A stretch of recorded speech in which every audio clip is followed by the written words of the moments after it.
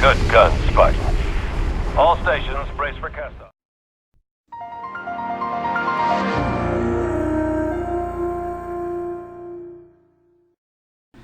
Hey guys, it's Generalkidd here. How's everyone doing today? So, as you just saw at the beginning of this video, we've actually managed to destroy the Covenant Cruiser at the end of Pillar of Autumn without a mag cannon, and without mods actually.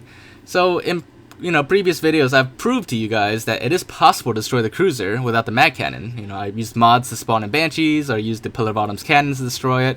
But for today's video, I'll be showing you guys how to destroy the cruiser with just good old-fashioned glitches and tricks. No mods, no mag cannon.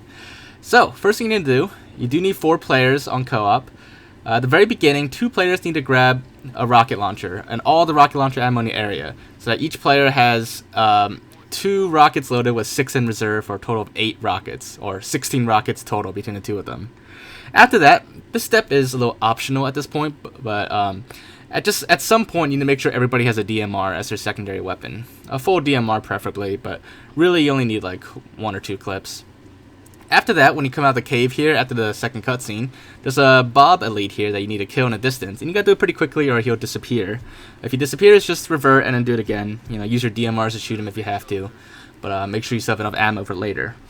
Now, once you've killed the Bob, just head on over to where his dead body is and grab his concussion rifle. Now, if you're doing this on a higher difficulty, which I wouldn't exactly recommend, but if you are on a higher difficulty, then at the very beginning, normal or higher, just an elite with a concussion rifle, you can just kill that elite for the concussion rifle, so you don't have to worry about killing the Bob. But after you have the concussion rifle, just head up here and have another player who does not have the rocket launchers to grab the sniper rifle. And this player should have the sniper and DMR, while the other 2 players will have rockets and DMR, and another have rockets and concussion rifle. And your 4th player, they will also need sniper and DMRs later, but the second sniper will grab later. Right now, you need to grab a ghost here, and make sure the ghost does not take too much damage. Try to keep it intact, because you're going to want to bring the ghost all the way through the mission, and I'm just going to speed this up, but if you want to see like the full detailed tutorial, Demetrius Tricossi has a video of this method, so they'll definitely have a better tutorial for this, so that's why I'm speeding it up. But just simply bring the ghost through, and if it gets too damaged, just revert. It's going to make your life a lot easier. Also, I forgot to mention at the beginning, make sure cowbell skull is turned on. So if you've already started this and just following the tutorial bit for bit, then I'm sorry, you have to restart and turn the skull on. So my bad there. But anyways, once you come to this part, the last part of the mission, just park your ghost inside this room here, and for your 4th player can now grab the sniper rifle. And it's right here in this room. So at this point, everyone should be set up with their weapons at the moment. You should have 1 player with sniper DMR, another with sniper DMR, 1 with rocket DMR, and the other player should have rocket and concussion rifle. If you have all that, then you guys are good and you can kill all the enemies and wait for Captain Keys to come. Now this part's a little tricky, because to keep the ghost after the cutscene, you have to park it in like a good spot and be really quick at this part. So normally you could park it around here, and then just when the cutscene's about to load, just run up to the ghost, get in, and the cutscene should load at the exact same time. And after the cutscene, you can skip the cutscene too. But after the cutscene, it's very important that once everyone is in gameplay again, someone needs to quickly run to the ghost and get in. Otherwise, if you're not quick enough, the ghost will despawn and you'll have to revert, or even do a double revert. Now, on some occasions, like with what happened with us here, when we got back in gameplay, the ghost disappeared like super quick, like instantly. And if that happens, you'll have to do a double revert by having everyone jump off the cliff several times until you revert 2 checkpoints, and then try it again. You can park the ghost closer to where you guys spawn after the cutscene, but the closer it is to the Pelican, the riskier it is, because you might load a cutscene too quickly or miss your chance to get in. But once somebody does manage to get in the ghost, assuming it doesn't disappear, then the ghost will be good. And now you just take the ghost and drive it up the steps here to around this spot here. And whoever has the concussion rifle needs to, well actually first, you should wait a couple minutes for a checkpoint here, or kill some enemies for a checkpoint. But generally at this part of the mission, every couple minutes or so, you'll get a checkpoint. So every major step you make, you should wait for a checkpoint. But once you get one, whoever has a concussion rifle, just launch the ghost up, shoot it again, and launch it right about yonder over there. And yeah, just once it's up there, assuming it lands in the right spot. If it doesn't, you gotta revert. But if it's good, then next is to get 2 people up there, the 2 rocket people up there.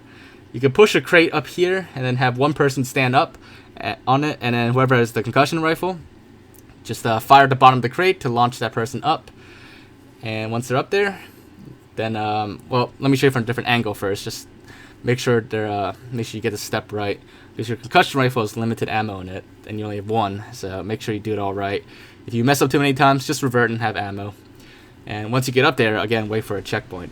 But after that, whoever has a concussion rifle can launch themselves up that way. And again, make sure that the people you're launching up here are the ones with the rocket launchers. The people with the sniper rifles, they can just hang back and just, wait while the rocket launchers get set up. But after that, just follow these steps with the ghost.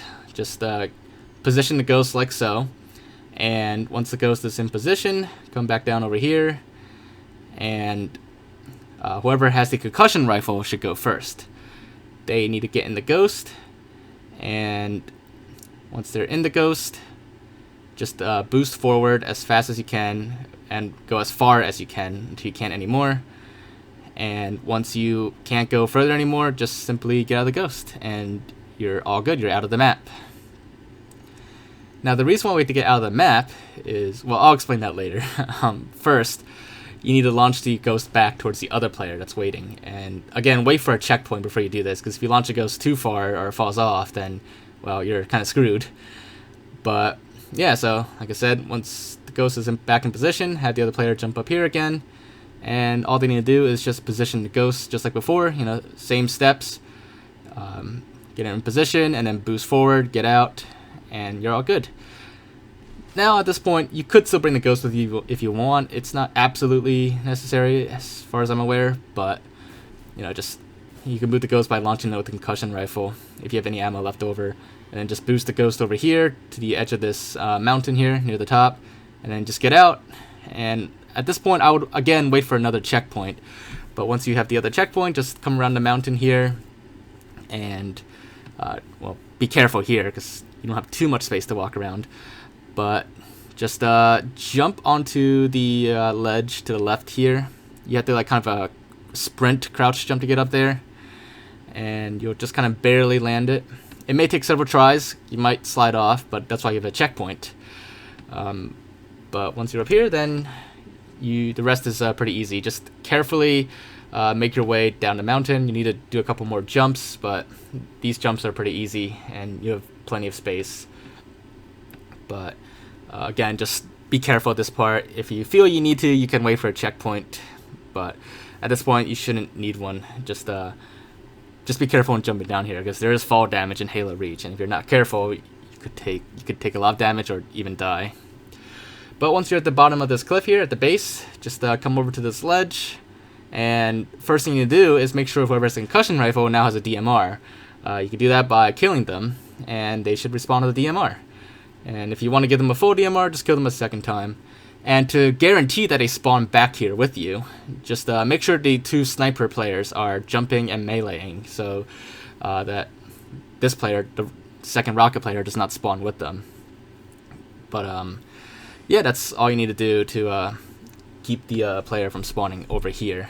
But if you do it by accident and they spawn back here, that's okay. Just have them jump off the cliff and then make sure you're jumping and meleeing this time, and then they'll respawn here correctly. And they just need to pick up their rocket launcher and the DMR ammo again. And everyone should now have the exact weapons that we all need. Technically, the DMRs are not absolutely necessary, but they're pretty much just icing on top of the cake and just as an insurance plan, essentially. But the rocket people, this is where you need to stand on the very edge of the cliff. Just pay very close attention to all the details in this video. The exact spot where everything is, that bush over there. You have to stand in this exact spot. If you're not in the exact spot, then your rockets might not be able to reach the cruiser later. And the people with the snipers, it's best that they hide under the stairs over here. Otherwise they'll get shot by the phantoms later. But after once in position, just simply have one of the sniper players run up to the MAC cannon to load the cruiser, and once the cruiser starts coming in, they could just hop back down and go back to their spot and just wait for the cruiser to come in to shoot it. So again, with the rocket launcher, it's kind of its range is just barely enough to make it to the cruiser.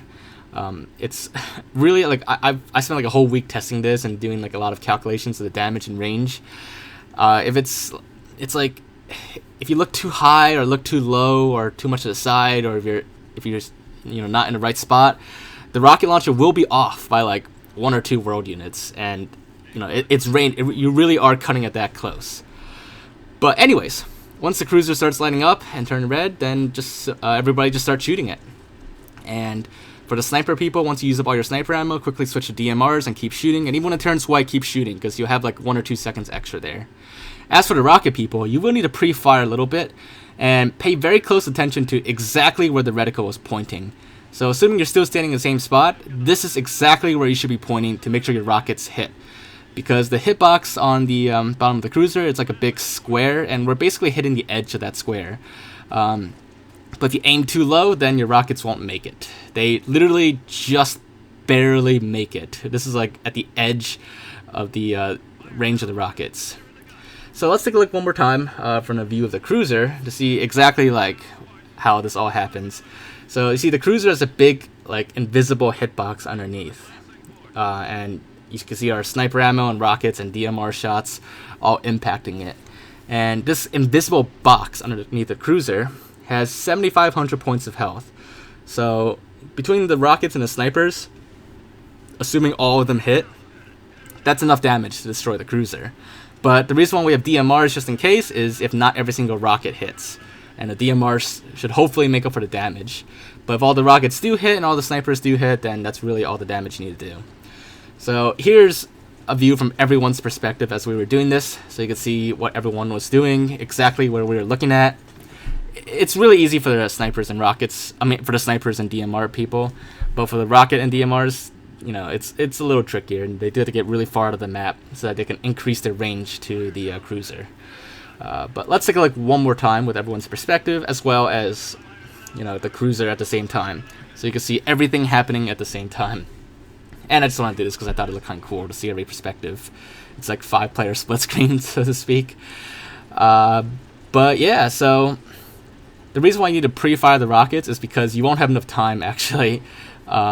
You may succeed still, but you'll die, the cutscene will load, but then you'll still revert. So that's why you want to pre-fire it, so that you have enough time to destroy it before the cruiser fires the beam and kills everybody.